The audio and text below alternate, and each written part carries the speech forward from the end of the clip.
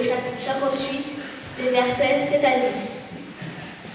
Ainsi, parle le Seigneur, voici le jeûne qui me plaît. C'est partager ton pain avec celui qui a faim. Loger les pauvres qui n'ont pas de maison. Habiller ceux qui n'ont pas de vêtements. Ce n'est pas te détourner de celui qui est ton frère. Alors, ta lumière jaillira comme l'aurore, et ta plaie se fermera vite. Tes bonnes actions marcheront devant toi, et la gloire du Seigneur fermera la marche derrière toi. Quand tu l'appelleras, le Seigneur répondra. Quand tu crieras, il dira « Je suis là ». Si tu te fais disparaître de ton pays, ceux qui écrasent les autres, les gestes de menace et les paroles plaisantes, alors ta lumière se lèvera dans la nuit. Ton obscurité sera comme la lumière de midi. Ce sera la même chose si tu partages ta nourriture avec celui qui a faim, si tu donnes à manger à ceux qui sont dans la misère. Parole du Seigneur. Souviens-toi.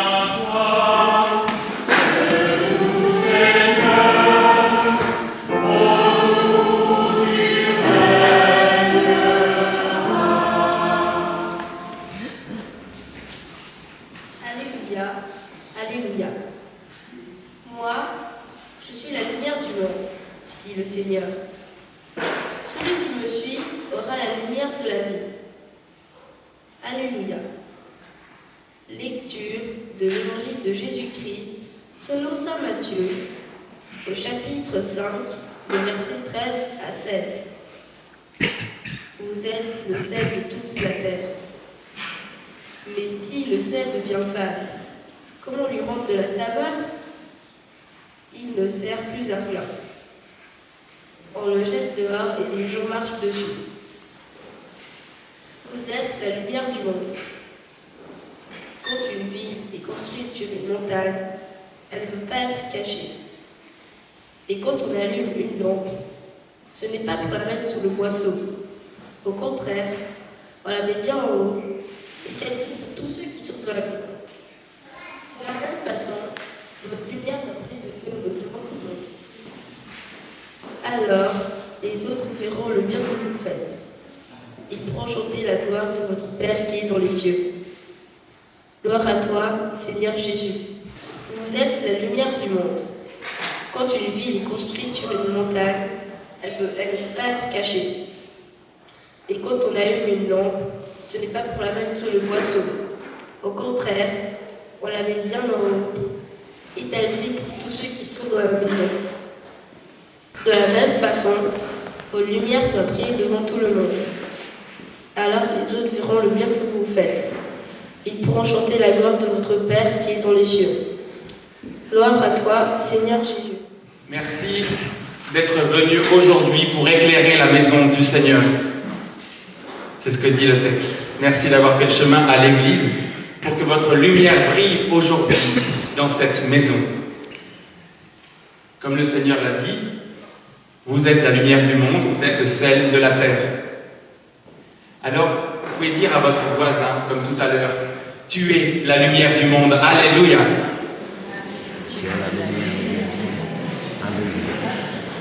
Regardez-le dans les yeux. Dites-lui, tu es le sel de la terre. Alléluia. Le sel de la terre.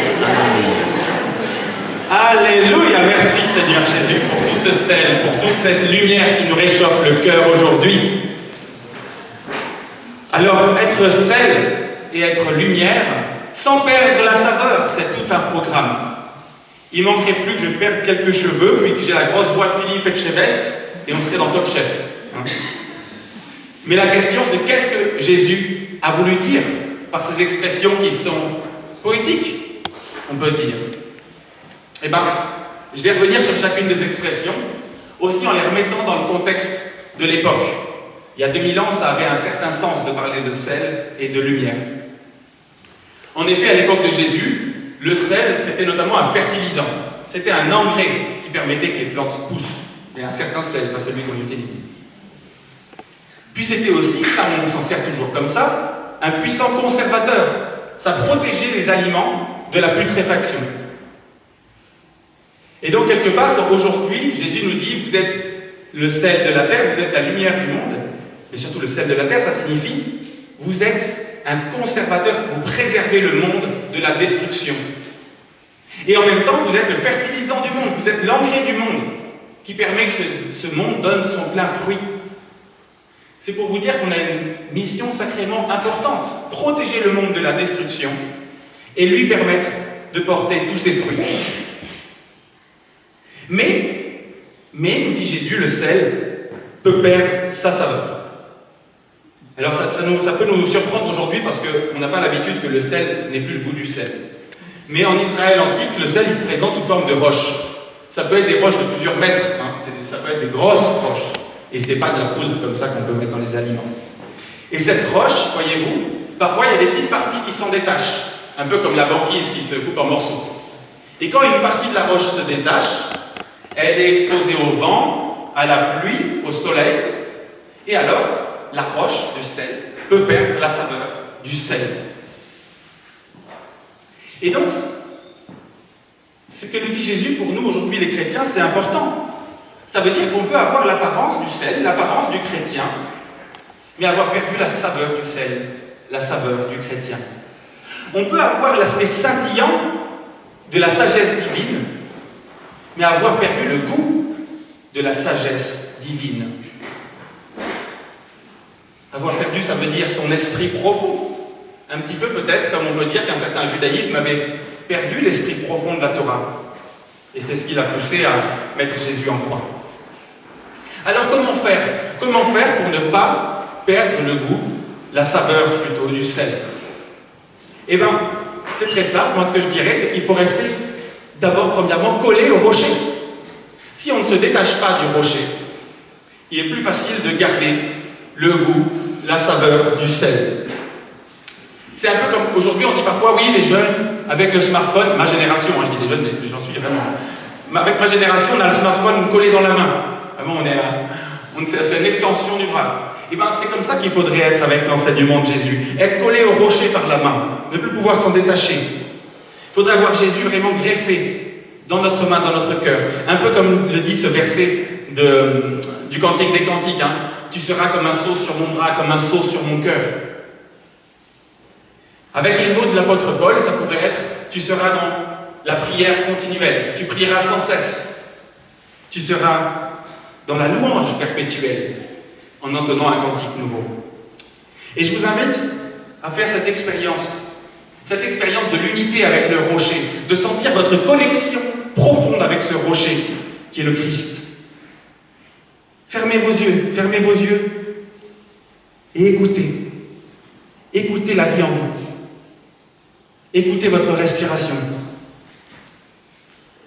Écoutez les battements de votre cœur.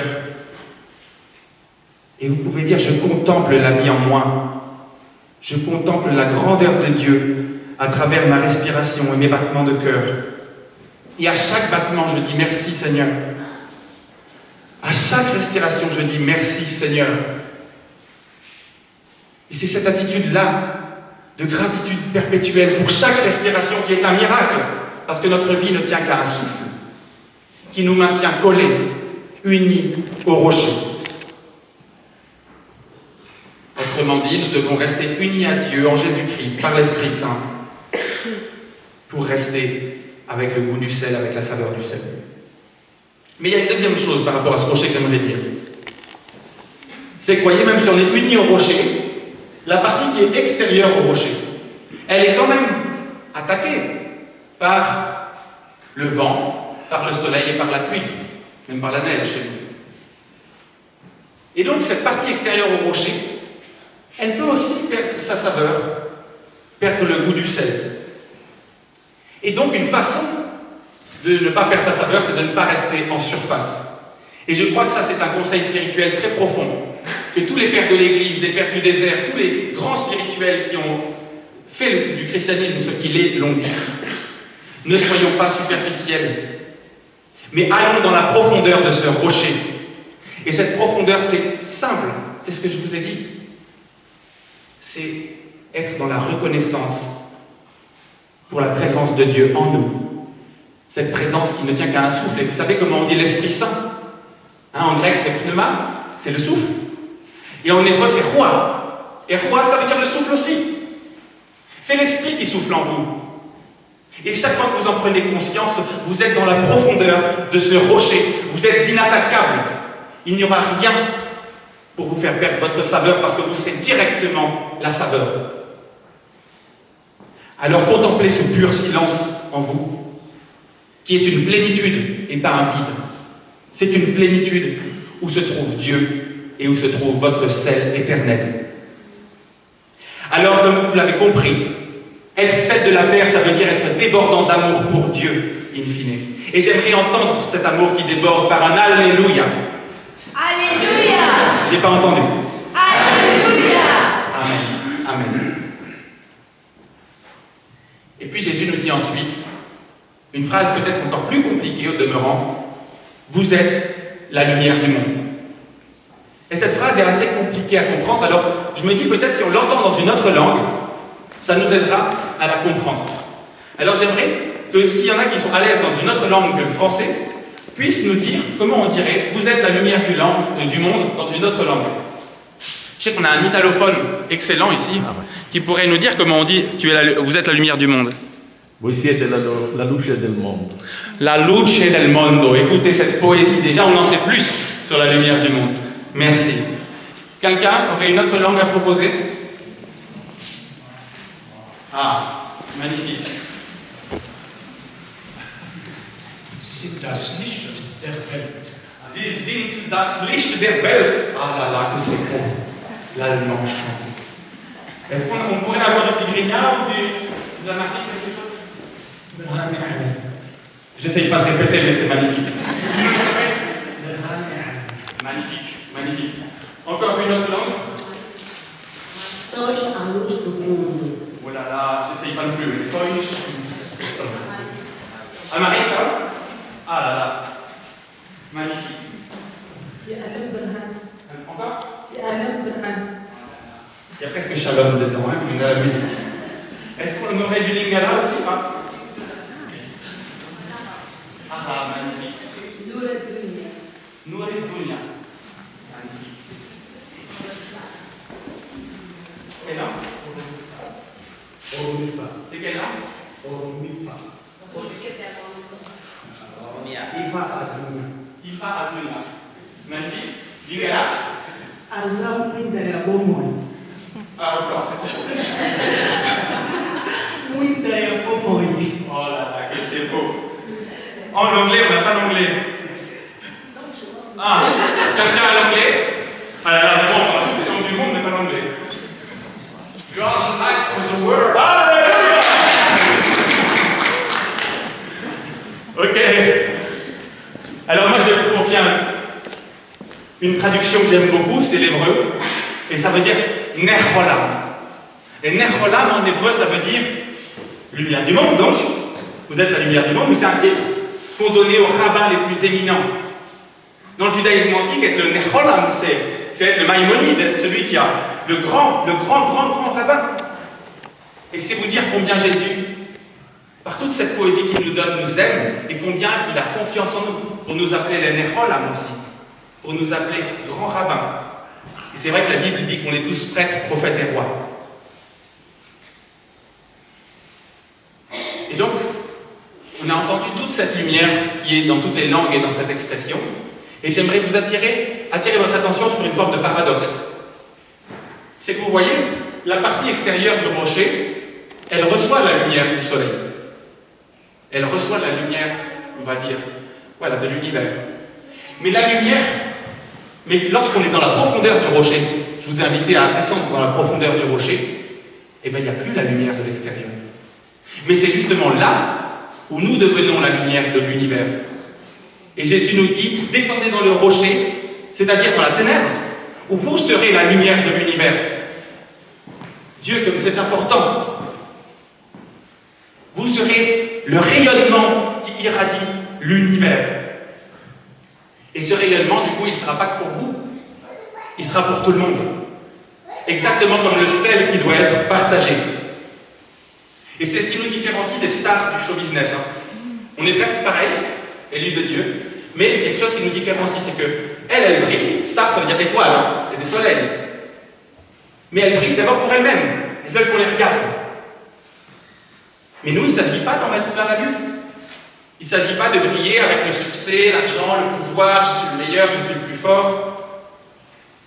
Il ne s'agit pas en fait d'éblouir les autres. Avec mon épouse, on a fait une expérience, on a acheté 2 lampes à Landy pour les mettre dans notre salon, sur les coins. Et en fait, la lampe est tellement forte qu'on doit être les yeux fermés dans le salon. On en voit encore moins qu'avant. Et bien justement, ce n'est pas cette lampe-là qu'on doit être. On ne doit pas être une lampe qui oblige à fermer les yeux, mais on doit être une lampe qui invite le monde à ouvrir les yeux. Et en particulier à ouvrir les yeux sur le chemin, sur la vérité, sur la vie, comme dit Jean, comme dit Jésus en fait, par Jean. En fait, on doit être l'étoile de Bethléem, l'étoile qui conduit les mages vers Jésus. On doit montrer la direction du chemin et éclairer ce chemin vers Jésus pour le monde. Et être la lumière du monde, nous dit Jésus, je vous ai fait entendre les béatitudes, parce qu'il y a un moyen pour transmettre cette lumière, et ce moyen, c'est de se pénétrer de l'esprit de ce chant, mais qui est d'abord en fait un discours. Et ça reprend vraiment l'enseignement du prophète Ésaïe, parce qu'Ésaïe nous dit aussi qu'est-ce que ça veut dire, être la lumière du monde. Et bien être la lumière du monde, pratiquement, par-delà la poésie et l'amour qui se dégagent, c'est être une lampe qui sèche les larmes des malheureux. Bienheureux ceux qui pleurent, car ils seront consolés. Voilà la lumière de Jésus. Nous devons être une lampe qui donne du pain aux affamés. Bienheureux ceux qui ont faim et soif de la justice, car ils seront rassasiés. Nous devons être une lampe qui protège, qui aide, qui pardonne, mais jamais une lampe qui fait apparaître la nudité. Hein? Des fois, si on est nu, on peut dire la lumière, bien sûr, moi je suis la nu. Non, j'étais nu et vous m'avez couvert. Je n'avais pas d'habit, vous m'en avez donné. On doit être une lampe qui couvre le prochain, qui l'habille.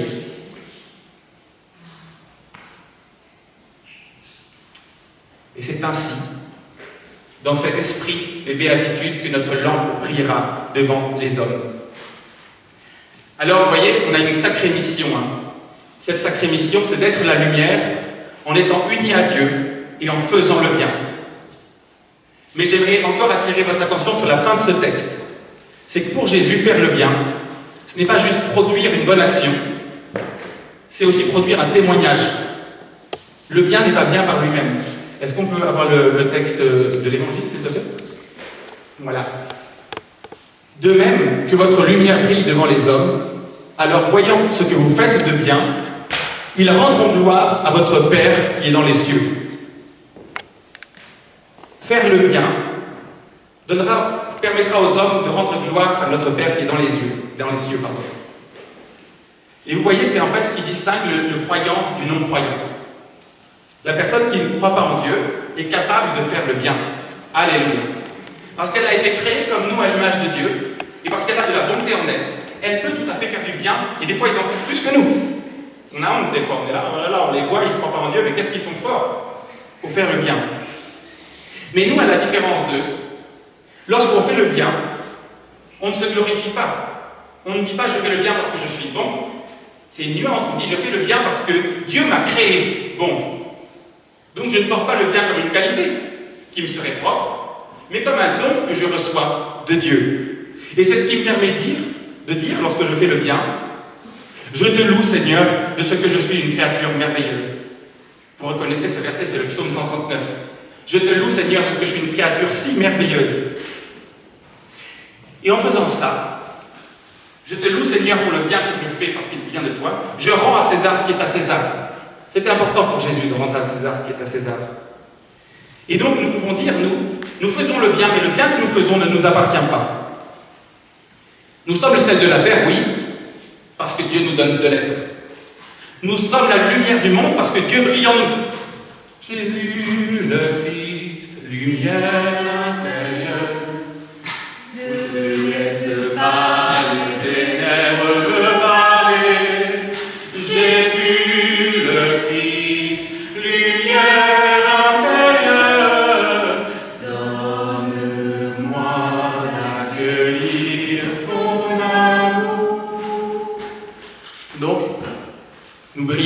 Dieu brille en nous, et c'est ce qui nous différencie des autres. Parce que nous avons cette humilité-là, ou parce que nous devons l'avoir si nous ne l'avons pas. Nous y sommes invités. Et ce que j'aimerais juste terminer là-dessus, c'est que ce qui va convaincre les non-croyants de croire en Dieu, ce n'est pas le bien que l'on fait. C'est notre humilité devant le bien que l'on fait. Et moi, j'ai été presque converti par ça. J'ai vu des gens incroyables qui me disaient, mais moi je ne suis pas quelqu'un de bien, le bien m'est donné par Dieu, c'est une grâce, mais moi je ne me crois pas meilleur que quelqu'un d'autre. Et ça, c'est le témoignage qui fera qu'on croira et qu'on rendra gloire à Dieu le Père. De dire chaque jour, merci Seigneur, aujourd'hui tu m'as poussé à aider cette personne. Merci Seigneur, aujourd'hui tu m'as poussé à essuyer les larmes de ce malheureux. Tu m'as amené à m'arrêter dans la rue pour parler avec cette personne qui avait besoin d'aide. Tu m'as aidé. Merci Seigneur. Alors je vous y invite, pour finir, faisons du bien à ce monde qui en a tant besoin. Faisons du bien à ce monde qui en a tant besoin. Embrassons les malheureux. Consolons ceux qui pleurent. Nourrissons ceux qui ont faim. Mais toujours,